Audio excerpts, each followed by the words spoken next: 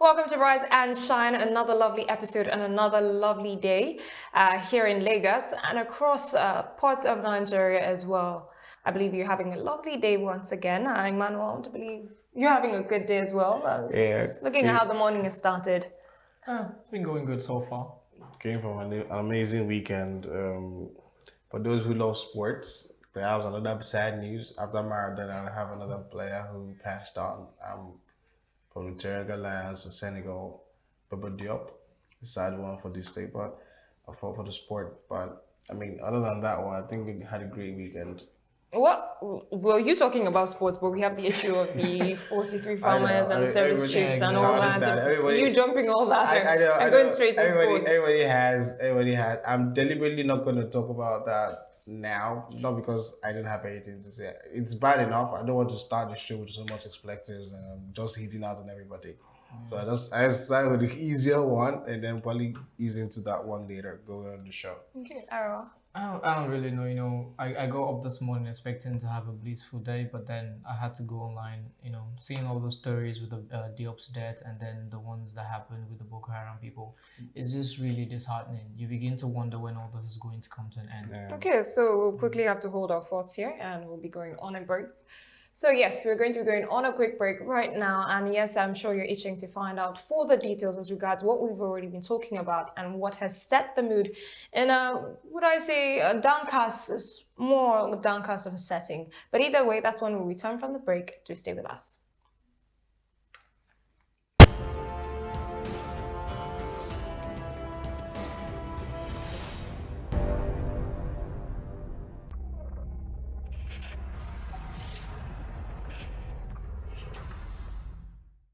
Welcome back from that necessary and a quick break. And just like we said earlier on, before we took this much needed break, we're going to be looking at the stories we have for today after going through the introductory headlines. And starting with our lead and first story for today, the headline says that Buhari reacts as Boko Haram kills over 40 farmers at Zabarmari, Borno State. And the story reads, just for few details for those following, President Muhammadu Buhari of Nigeria has expressed sadness over the killing of over 40 farmers on rice fields at Zabarmari, Jere local government area of Borno State. He described the insurgents' action as senseless, and Buhari's position on the killings was contained in a statement by his senior special assistant on media and publicity, Garba Shehu. Shehu was quoted as saying, according to the president, in quote, "I condemn the killing of our hardworking farmers by terrorists in Borno State. The entire country is hurt by these senseless killings. My thoughts are with their families in this time of grief. May their souls rest in peace." Well then, once again, trying to avoid the mood of a downcast, but this is something that is of serious concern, and it's been on the minds of everyone at this point in time. Even if you're not based in Borno State, I mean, it's a fellow Nigerian, so we are all hurt by this whole situation. And let's get into it, looking at how it started off. I mean, coming from the fact that we're still dragging on with the hashtag NSAS protest, and that our government is trying to scrap that out. And then we have this coming up. What do you say at this point in time? How do we link this? Because we're talking about security issues with police, and then a reminder once again that we have our insurgency issues with Boko Haram. That's just basically a reminder here. So either one, you have to deal with security in the country. You have to do something about security in the country. It's just really sad, yeah, because when you mentioned earlier, you said we had the NSAS or conundrum still there to be resolved. But then this one is even much more serious than that. I'm not saying NSAS thing wasn't serious, but that this one is much more serious. Why I say this is, I think this whole Boko Haram issue became well pronounced in 2001, and since then till now they're still there. Like, tell me exactly how big is Sambisa Forest? I don't know. Whenever something goes wrong, the president comes out or the vice president comes out, just tell us one story or the other. Sorry for calling it a story, but basically that's how I see it. I think it's a story. Just come out here and tell us how sad it is, how tragic it is. We've heard that countless number of times. When exactly are we going to take action? And not actions where you say, yeah, we killed 100 Boko Haram, and then the next day they are beheading people. Like, I don't even know how to feel. I heard the story, but then I didn't see the pictures. When I got here and I felt like, okay, I don't like seeing gory images, but then I felt like, have a look at it and see what it looks like.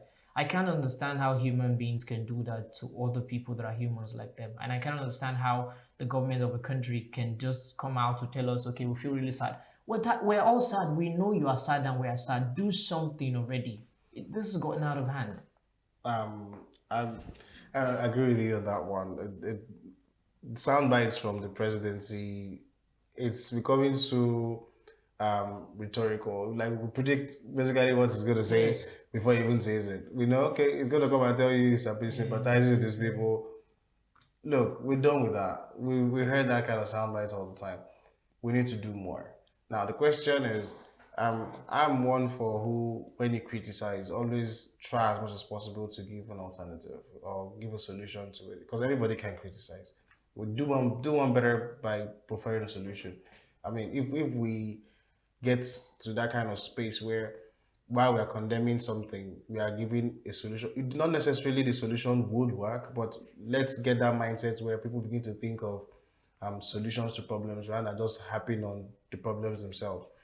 We've tried to nip this whole security thing, and especially Boko Haram, for so many years now. It has taken out at least three sets of service chiefs. It has taken out two sets of presidency, and it's still here with us.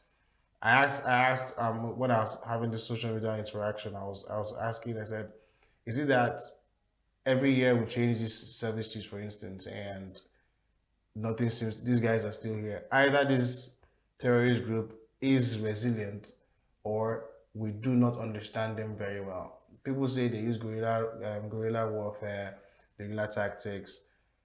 I mean, if we cannot do these things and resolve it ourselves, I think now is the best time for us to go seek for help, even if it's so. Seriously. As I heard the Borno State governor saying, even if it's the neighboring countries could help us tackle these things. I think it's best rather than living in this high horse. Oh, this is the biggest country in Africa or whatever it is. There's a problem that you haven't been solved for over 10 years.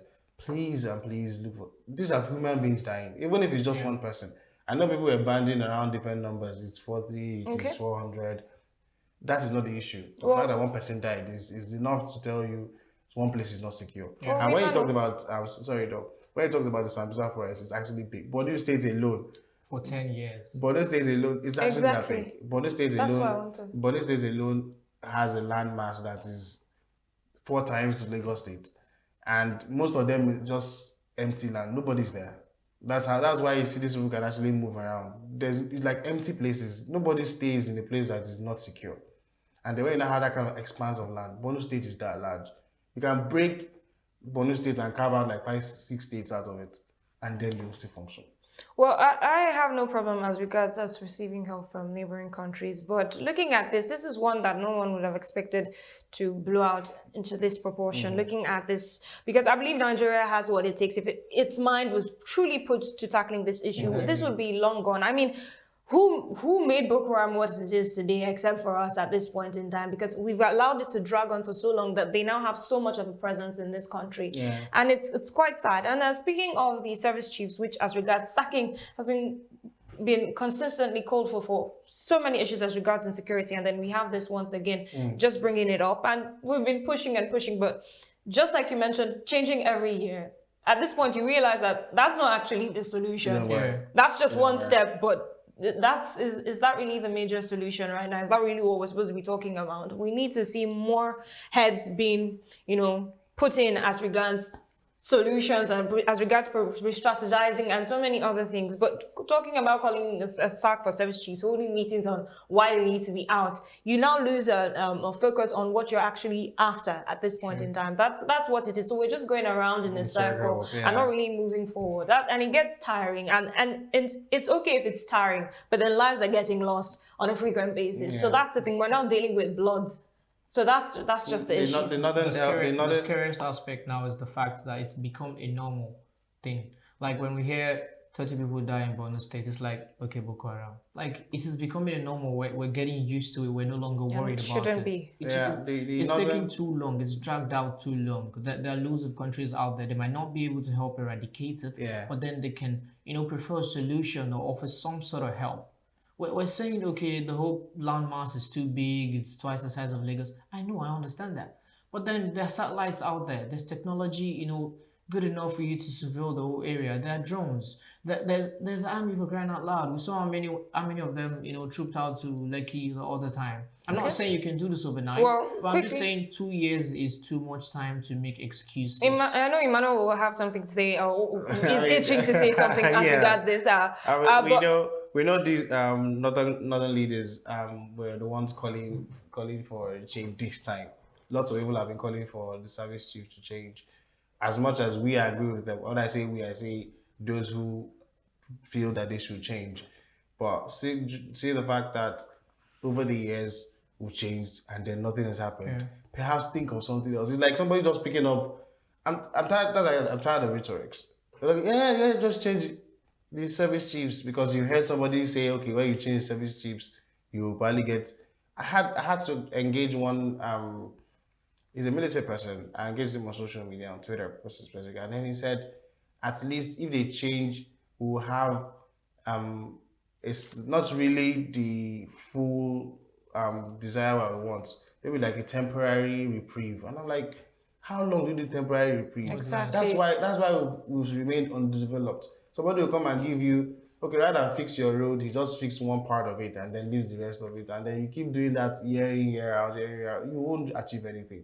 If you change the service chiefs and then in first 2-3 months, they come with this bravado, show off, and then it looks like everything. I tell you, the same Boko Haram have been decimated. I mean, this current crop of service chiefs told us that they even, what's the word they like to use, or that they destroyed the whole, and yet these people still do that. okay. We need to think beyond the box. We're thinking about state police, community police. These are alternatives that we could use. I'm not saying give everybody arms. Perhaps, I mean, in America they have the Second Amendment. We could just look for something around it. The likes of Amotekun that they established for the Southwest. Perhaps create something like that. And I don't. I for one don't even agree with that Amotekun aspect. Why I'm saying that is we have the army who are properly trained to tackle this. They've not been able to do that. Well, Now you're we'll going take to it bring as an army extra army. help Yeah, which no, is the thing is, needed. okay, in that here we need to understand Why this. can't we just go directly and seek foreign assistance? We need to understand this, yeah. Some of the things that we expect our army to do is what the police should be doing. We need to clear that up. Your army should not be doing state policing. No, I understand that. I'm just saying if we're skipping the army, skipping the police, we should not be going to Amotekun. These are people that are not even properly trained. Arawa, for this. as regards the fact that we're saying, okay, let's get foreign help. One thing that we should not forget is that this issue runs deep within. So in the end, you have to fix your own problem at the same time when you're Security receiving help. is So everybody's if you don't have your own problem, no matter how much help you receive, it's still still you within. revolving around the circle because you've what not would you fixed say the root of the solution would problem. be? That's why we are all here As I discussing suggested, and joining heads together, and that's what we expect governments to be doing. We all agree that state governors receive security votes. Yeah. And they don't even hold anybody, nobody even holds them accountable to it. What do you do with these monies? Now, this is a community at LGA in Borno State. Ideally, anything that has to do with LGA has to be with the local governor or the local government chairman, for instance. Now, if he says he doesn't have the resources, ideally you shouldn't be running to the federal government. You should be running to the state government. There's hierarchy to these things. Unless the man is now saying, oh, I cannot do anything because I don't have the resources, then you have to explain, okay, so what do you do with the security votes? These are kind of things that you should use to set up local policing for local councils. Lagos State is always like the example to everybody. We have RRS. We have these guys that do mobile. I'm sorry, the name skips me now. Yeah. They seem to be getting it. There's guys that wear blue over yellow, or is it brown? Yeah, it's yellow, I think. LC, it's got to be word for it. The thing is, they are creating these security outfits to help check these things in local communities. We know Borno is large, yes, but we shouldn't be expecting the army that should be guarding our borders from external forces to not be doing things that police should be doing, unless you're admitting that the security structure within. Okay, let's not get carried away, Emmanuel. For those following, just we're still staying on it. We stretch it as much as we can, but for those following, the headlines need to be showing what exactly we're on right now, and that's as regards our northern elders asking Buhari to sack the service chiefs and appoint young officers to tackle insecurity. So just quickly, just hearing what the elders have to say. I'm running through that. It says the elders have come out to say insecurity in the country has reached a point where farmers can hardly access their farms. Due to the rising state of insecurity in Nigeria, Northern elders have called upon the president to dismiss service chiefs and appoint young and innovative military officers to tackle insecurity in the country. And the elders, under the aegis of Coalition of Northern Elders for Peace and Development, commended the Sultan of Sokoto, Alhaji Muhammad Sa'ad Abubakar, for his recent comment on the deteriorating situation, saying the food crisis in the country was largely responsible for Nigeria's insecurity problem. So looking at this and the fact that it's affecting so many other things as well. It's not just security so now, how yeah. long are we going to keep going at this point till we have no food to eat and so many other things are affected? Our infrastructure, terrible. when they start bringing down our infrastructure, you know, and we're talking about national grid, what stops them from going to a particular grid and causing havoc or just destroying or blowing something up? That's the thing. So it's like we're waiting for it to register. How long are we going to wait until the whole country is set up in flames before we take action at that point in time? And would that be your instinct to actually do something when the country is set up in flames, also run? So are we trying to save our country at this point in time or run away from it or get ready to? It's as if people have not even followed through the order of how bad our, let me not say our future, but our close future is looking. We're jumping in from a recession. We came out, entered into the COVID, entered into a protest, and now we're entering into this one. And they're still saying prices of goods. That's why everybody was needed to understand why the inflation was so high in the last quarter. Lots of bad things that happened back to back that hit us. And then we're not adding this one that farmers will not even go to farm anymore. Yes. Because they don't feel safe. There was a time every newspaper we had in the country was always talking about herdsmen and farmers. Yes. And that thing went on and on. It affected food prices. And now again, the farmers are scared of going to the farms because terrorists will come and not even put IEDs anymore or shoot them. This one in broad daylight tried to slit the throat. That's the reports we're getting. Now, if they are scared of going to the farms, how do we feed? You have shut the borders. We cannot import food. You cannot grow your food within. We are looking at a future where we will be hungry. People have to cook or feed from whatever it is they have in their houses. How many people can afford to plant their small gardens? These are lots of things that, if you put them together, we'll have a long way to go. I understand what the Northern elders are talking about. Change the service chiefs, getting younger people with fresh ideas. At the end of the day, if this doesn't work, think outside the box. What alternatives do you have? We shouldn't wait till it doesn't work at the same time, because you're saying if this doesn't work, that shouldn't just be the only thing. Yeah, have a plan B. That should be plan B. Everybody going to be saying the service chief. What is the other plan? If you ask them, I can assure you they already have plan Bs and plan Cs. Okay. And they would table out how they've tried plan A, plan B, and the plan C, and it didn't work. And then they'll tell you they have other plans in the oven that they're cooking. Okay. Public relations. I hope it doesn't include them leaving the country for us. Again, our PR. No, that's not what I'm trying to say. One of their plans could be, okay, let's leave the country for them. When they burn it, we'll just come back and then start from scratch again. Look, we need to be real. We need to be real. And look, the fact that it's happening up north shouldn't be, okay, it's a northern problem.